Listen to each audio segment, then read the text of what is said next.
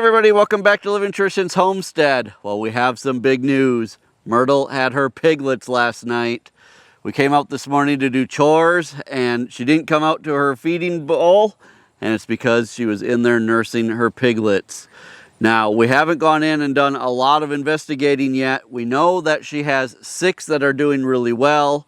We also know that it looks like there were 2 that didn't make it. But the 6 that are alive are nursing well and doing, just great. Everything that little piglets should be doing. But we haven't determined yet what sex they are. So we thought we'd do that with you guys now. Well, you guys, look at the piglets. Now, Myrtle is sleeping and we're going to try to stay as calm as possible so we don't upset her. Looks like she's allowing them all to nurse really well. There are 4 that are pink, just like her, and then there's 2 that are black and spotted.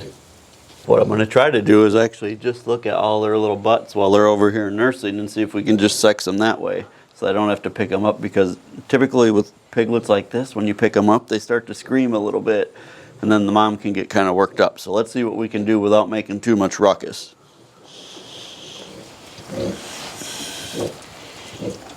One girl. That's a boy, I think. Girl. 3 girls. I think that's a boy. Just need the runt, I think. What's the runt? Girl. 4 girls and 2 boys. That's what we have in this litter, from what I can tell right now, looking at all their little butts. So, looks like they're all doing well. The nice thing is we're supposed to have a couple of warm days here. Tonight's not supposed to get terribly cold. Tomorrow night's not supposed to get terribly cold. Then we're going to get some cold weather coming up right after that. But at least they have a first couple nights that are going to be fairly mild.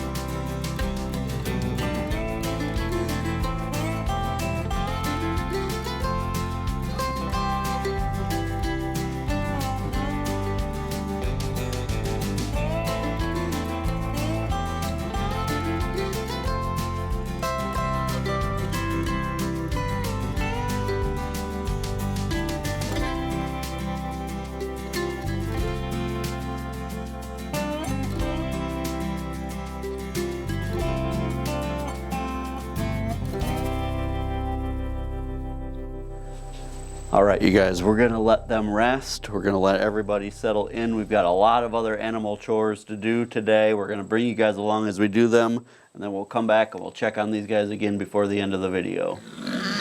Well, we've got some work to do with the animals today, like Kevin said. We're really going to be preparing them for winter. And the first thing that we need to do is we need to bring in another house for Charlie. He's done really well so far with this wooden shelter that we have over here. This is what he's been using But my gosh, he has just grown, and he only about fits in there maybe 2/3 of the way. So we bought another shelter for him. We're gonna put that in there for him, fill it with some straw. But we're actually gonna be leaving the wood shelter in here because we're gonna be moving Ginger in with him for a while so that they can breed. We're hoping to be able to accomplish that today. But either way, we need to prepare him and prepare his pen for winters. That's the first thing we're gonna be working on today. So this is gonna be Charlie's new shelter. We've really started to like these portable shelters that you can buy, these metal shelters. They're called Porta Huts. Our local farm store sells them. I went down and I picked up a new one for Charlie and an extra one. So when we start to expand a little bit, we have one ready for all the piglets and pigs that we're going to be having coming up in the next year or so. And then we also picked up a bunch of bedding so we can get everybody ready for winter right now. So the first thing we're going to do is we're going to unload all of this straw, and then we're going to get this Porta Hut taken down to Charlie. And then we can get ready to move Ginger in so we can hopefully plan for next spring's babies as well.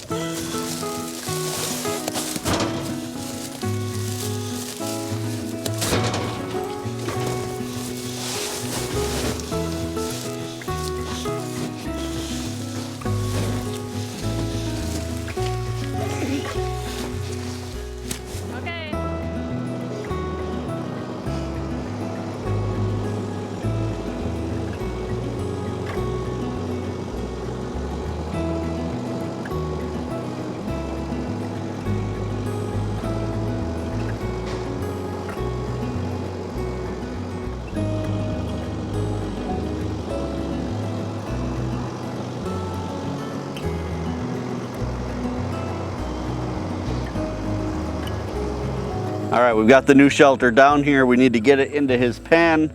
We're basically gonna try to just, lift it over, set it on the fence and kind of push it over. But first we need to move his old shelter. Originally I had his shelter over there between those trees. It's taken him about a year to move it from there over to here. So I think we're just gonna put it right back where it was. If we need to move it once a year, I think that's plenty. These new shelters actually have rebar that you put down into the ground so they can't be moved around, but this old homemade one doesn't have that. So we're gonna move his old one, then we'll get his new one in place.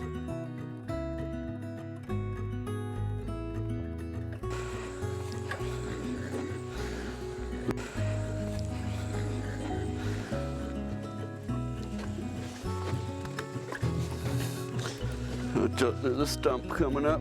Okay. You're gonna miss it. Okay. I'm relying on you. I can't see anything except my toes. It's fine. There's a little piece of wood you might trip on. All right, I think we can just put it down here. I don't think it really matters what way it faces. I don't think so either.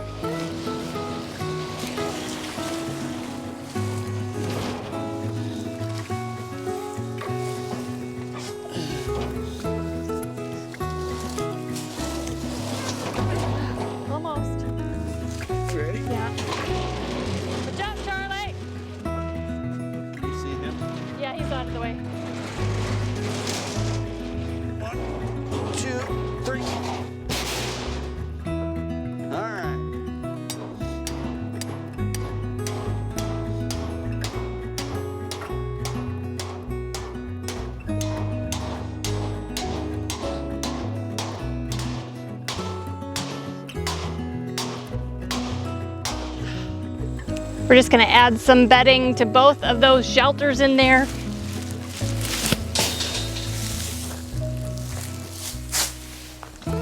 You wanna get in there, Charlie? You gonna help me out like the chickens do and spread that around?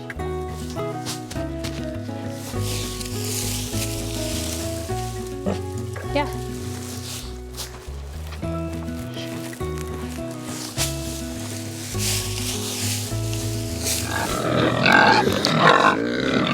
All right, it's time to start getting ready to move Ginger in with Charlie.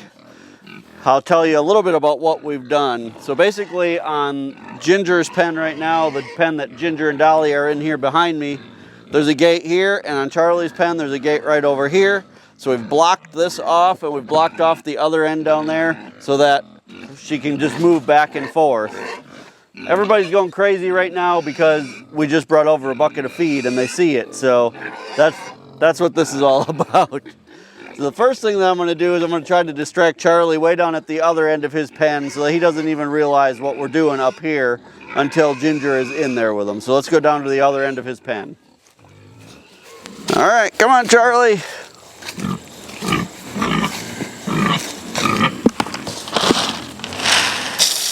There's some food.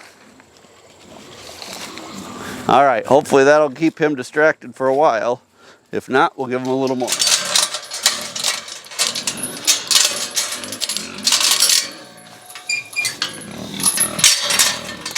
All right, well, Charlie's distracted. We need to hurry. Well, do I need to get in first? Sure. I don't know where to get in. We just can't allow her to get in with Charlie. Okay, watch out. Watch out, Ginger. Come on, Dolly. Come here, Ginger. Here, Ginger. Dolly.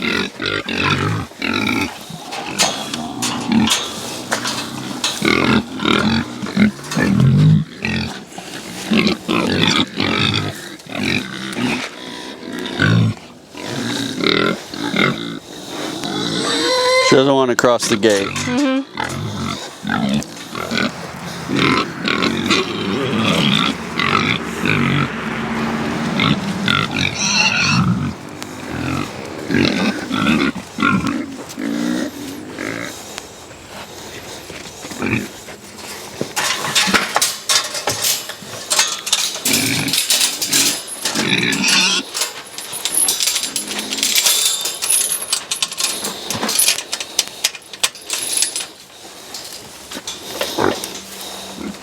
There we go. Okay.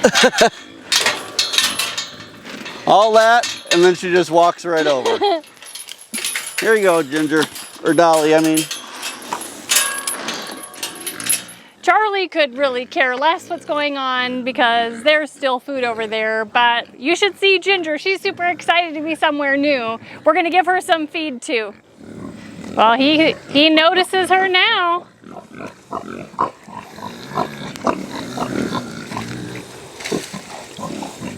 Well, we think that Ginger's in heat now, so that's a great thing.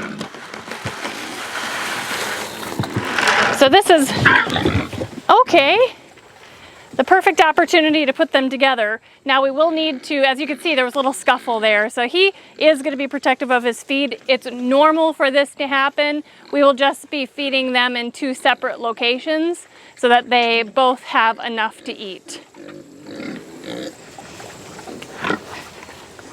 All right, looks like we've got everything squared away for the pigs for today. Ginger is going to settle in with Charlie. Now, she'll probably stay in with Charlie for at least 6 weeks or so. And we don't just stand out here and watch exactly when they get bred, which is why sometimes we don't know exactly when we're going to have piglets. Like with Myrtle, we didn't know if it was going to be last week or this week, or it could have been, you know, next week. But the bottom line is, as long as Charlie gets the job done, and we're getting better all the time at watching for the signs, knowing when they're getting close to giving birth, I think this is going to be a success. This will be Ginger's very first litter when she has babies next spring, and it'll be our first litter of registered Idaho Pasture pigs because Ginger is registered, Charlie's registered, and we'll be able to finally start selling some registered Idaho Pasture pigs, which we're super excited about. All right, we got some other animal chores to do yet today. Let's go down and take care of the chickens and the ducks. We need to fix up their hoop coops and get them ready for winter. All right, we've got our wood panels loaded up. These are what go on the backs of the hoop coops. Took them off in the spring. We've had them in the garage. So we're gonna go put them back on today. And then we've also got some boards that go on the front. That way it'll really protect the hoop coops from the wind. And then we'll put some new straw in there and the chickens and ducks will be ready for winter as well. Let's go. Now on the front of both of these coops, this is our chicken coop or hoop coop, and that back there is our duck hoop coop, and it's completely open on the front, and it's also completely open on the back. So in the front here, we're going to be putting up a wood panel here and here. We'll be leaving this open for ventilation on the inside. This will be all that they need for winter. Our winters here aren't extremely cold, so the chickens do fine. They don't need supplemental heat. They don't need, we don't have to go to extreme measures, I guess what I'm saying. As long as they can be out of the, wind and rain and that type of thing. We do get ice storms and things, but as long as they can be inside during those days, the rest of the time they're perfectly fine being out all winter. So one thing that's important in the spring when you're doing projects like this is to make sure you label things well, which we did. I actually at first couldn't find the labels on here, but I did find them and we did label them so we actually know where everything goes back, because otherwise this can be a little confusing.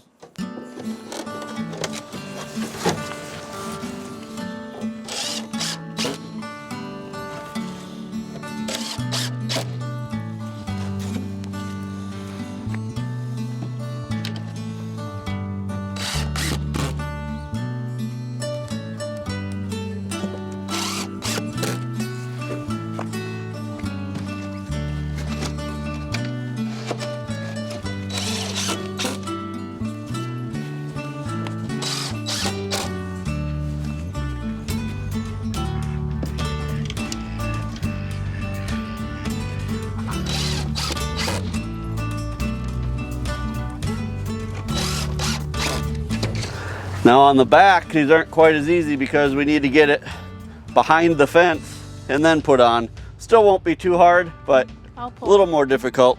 Hopefully the wind stays down for a little bit here. I'll pull once you get that.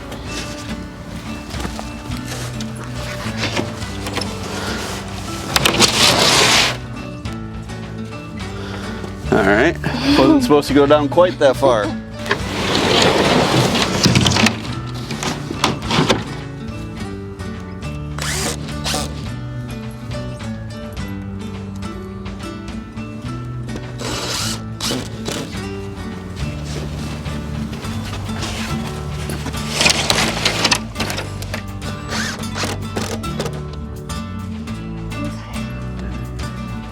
Well, it's definitely sheltered from the wind. I can tell a huge difference already. They won't get rained on, snowed on. They'll be nice and warm in here.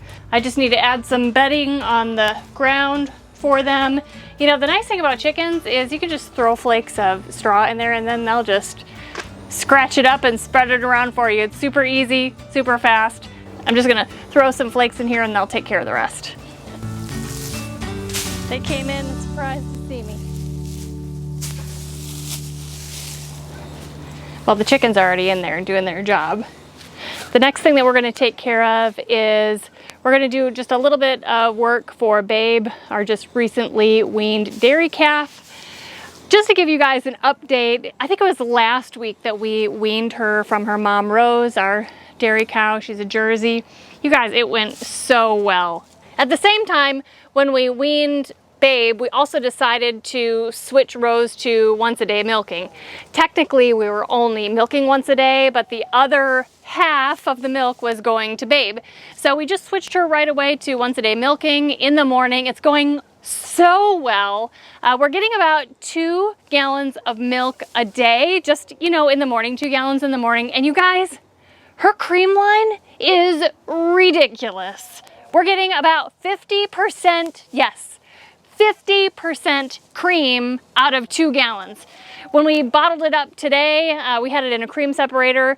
We had 1 gallon and 1 cup of cream out of just over 2 gallons of milk. It is so crazy. Gonna have tons of butter in the freezer this winter. Generally, when I make butter, I get about 4 cups of butter per gallon. So if I'm getting a gallon a day of cream, 4 cups of butter a day, you guys, that's a lot of butter. But there will be a time of year when we don't have any cream because we'll dry up our cow for her to have a calf. And when she's feeding her calf, she holds back all that cream, and so we don't get barely any. So it'll be nice to fill up the freezer so that we don't have to worry about running out of butter in the middle of the year. But anyway, the work we're gonna do today quickly with Babe, our calf, is we're gonna add some straw to her shelter that we just built for her last week, and we need to give her some loose minerals. All right, this electric fence system that we put up for Babe has been working really well. Now, Rose is in heat right now, so she's being a little extra friendly right now. We just had her AI, was it yesterday? Yeah, yesterday that we had her artificially inseminated. Hopefully it'll take this time, because we're using sexed Jersey semen to try to have her have another girl, another heifer calf. The sexed semen isn't always as reliable as unsexed semen for the AI, so it can take multiple tries before they get pregnant. Now, today we're going to give Babe what are called loose minerals. It's basically a mineral mixture that we'll just put a bowl out for her. And basically, it's just so that if there's any deficiencies in our pasture or anything like that, any type of nutritional deficiencies, cows need those minerals to make that up. And this is a specific dairy blend that we give both of our Jersey cows to keep them nice and healthy. Now, Babe has had a mineral block this entire time. You can see it here. And she's always had the loose minerals before when she was over with Rose. She just hasn't had her own bag of them now that she's been over here. So now the loose minerals you do want to kind of keep out of the rain and stuff. So after we fill this today and after we put some new straw in her shelter, we'll actually move this into her shelter to keep it out of the rain.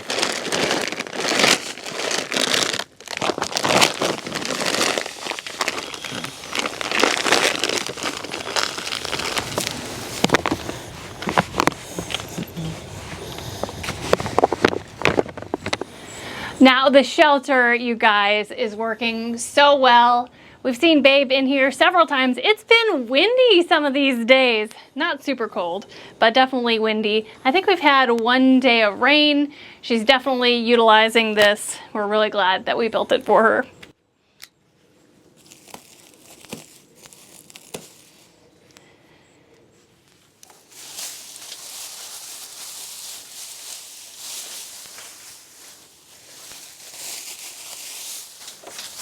Well, I think she'll enjoy this. I'm going to move some of this out of the way. Put her minerals in there so they stay out of the rain. There. You gonna come check it out, girl? Come on. Come check it out.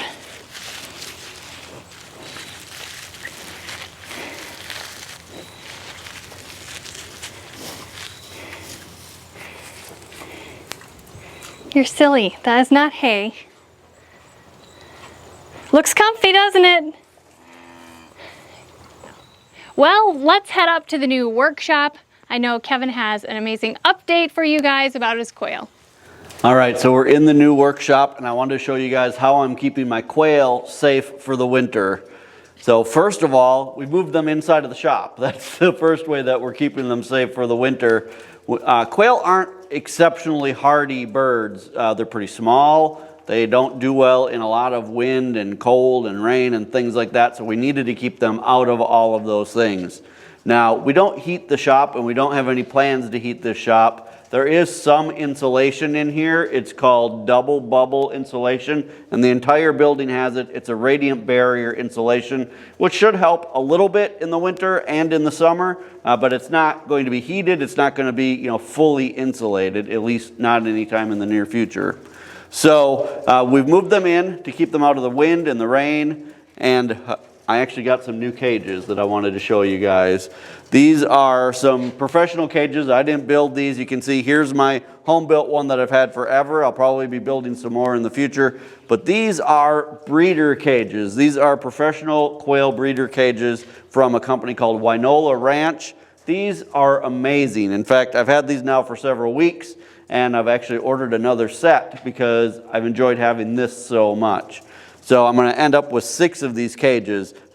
This is a rack of 3, and I'll have another rack of 3. and I'll be able to have all of my breeding quail in here. A few things that I really like about these though is they've got these nice feeders right on the front where the quail can just stick their head through from the inside and they can just eat right out of this trough. And the way it's designed, they really don't waste a lot of food. They also have automatic waterers on the back, which is nice. But the part that I like the most, you guys, is that they have it designed so that the floor is a little bit slanted inside, and when the quail lay their eggs for the day, the eggs actually roll right out the front. So you can see that today I've actually gotten 6 eggs so far, which isn't bad out of just 8 hens that I have in here. So you can see good variety of colors. I just think it's fun to get the different colors. Different colors don't mean anything as far as, you know, how the eggs taste or anything like that. But again, we're mostly raising quail for meat. The eggs are kind of an added bonus, but we're going to be incubating and hatching a ton of eggs coming up. I've got something big planned. I keep telling you guys that. It's going to be a little bit yet, but give me a little bit of time. Over in this cage, you can see though that I do have some grow out quail. These are some eggs that I just incubated when I first got my breeders here. I want to show you, the last thing I want to show you is on these cages is how this all works, because again, these are stacking cages. Now in the future, right now I've got only 5 quail in each cage. In the future, I'll probably be upping that to about 12 quail in each of these cages. Now, there are some misconceptions, I think, about spacing and quail. A lot of people think that maybe it's kind of mean to keep so many in a cage. The thing with quail is that if you give them too much room, they become very territorial. In fact, what's recommended is about 3 or 3.5 quail per square foot of cage space. Because if you even give quail even the amount of space that I have here, some of these hens will become territorial just within their like 1 square foot space. And we've actually seen some of that happening. So by having more in a cage, you're actually taking that where they don't feel like they have their own territory, and you're making them more into a colony, which works out better and you get a lot less fighting among the quails. So the way that this works is there's a tray system. You can see here, it's time to clean this one. I've been doing these every 2 days.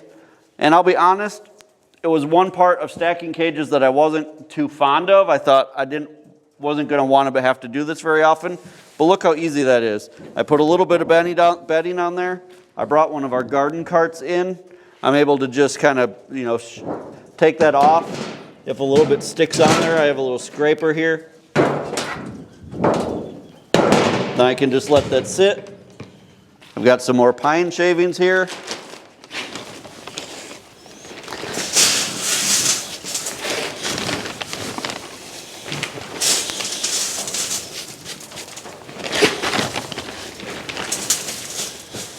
I'll just put another little layer of pine shavings on there. Put that back in, and we're set for another 2 days.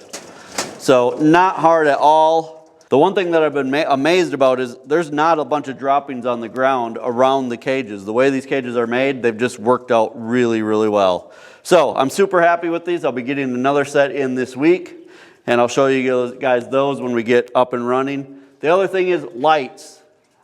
I have the shop lights running in here. The lights are on 14 hours a day for the quail. I'm running it off the solar setup that I showed you guys in the last video. Because these are LED lights, I have no problems at all running it off the solar. And I'll be adding a couple more lights as we expand the quail inside the shop. So I'm excited to have this set up in here. I'm definitely going to keep using this cage that I made a while back. I know a lot of you have made a similar cage after I did this video. I'm actually probably going to make more of these because I plan on growing out a lot of quail over the winter and just in the future. So I'll probably be making at least one more of these, maybe more. And speaking of making things, you guys, the very first project that I'm working on here in the new shop is putting together actually some kits that were sent to me. One thing that's been really amazing to me, you guys, is that since I got back into raising quail, kind of the quail homesteading community has really kind of been excited about it and stepped up and sent me some things. And one of them is what I'm working on right now over here. We try to support small family businesses on our channel and in our real lives as often as we can. So let me show you what I'm working on over here. You can see this sitting on the ground. I've only got this partially put together, but this is a quail brooder that was sent to me from Dale's Quails in Wisconsin. It's a really cool brooder setup. They actually sent me this one here and this smaller brooder over here for when they're doing just smaller amounts of quail. But you can see just how awesome that is. Again, they just make these in their house and send out these kits, and I think these are just awesome. So check out Dale's Quails and Wynola Ranch for the cages, you guys. I just can't believe how encouraging the rest of the quail homesteading community has been now that I'm getting back into quail, and it makes me even more excited to expand in the future. All right, so we're losing daylight outside, so let's head back over to check on Myrtle and the piglets and make sure that they're all set before nighttime gets here so that the piglets don't get too cold overnight. Well, guys, it looks like it's nap time for Myrtle and the babies. Myrtle's sleeping out here, and look at all the babies are huddled up underneath the heat lamp that we have for them.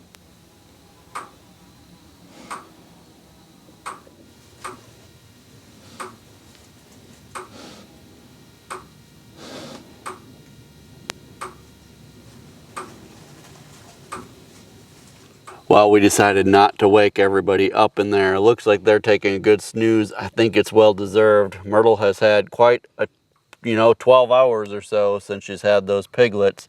Now the good thing is that we have 2 warm nights coming up, like I said before. It starts to get really cold. So tonight the low's only in the low 40s, and then actually tomorrow night the low's like 59 degrees. But then the very next night the lows are in the 20s, and it looks like from there on out winter has probably arrived. But the thing is, it looks like the piglets have learned about the heat lamp, that they can snuggle together underneath the heat lamp to keep warm rather than snuggling next to Myrtle, which is cute and fun, but it's just a little bit dangerous sometimes for them to be too close to mom, rolling over. So it's just a good thing that they've learned to snuggle together underneath the heat lamp. So we're happy that these 6 babies are doing great.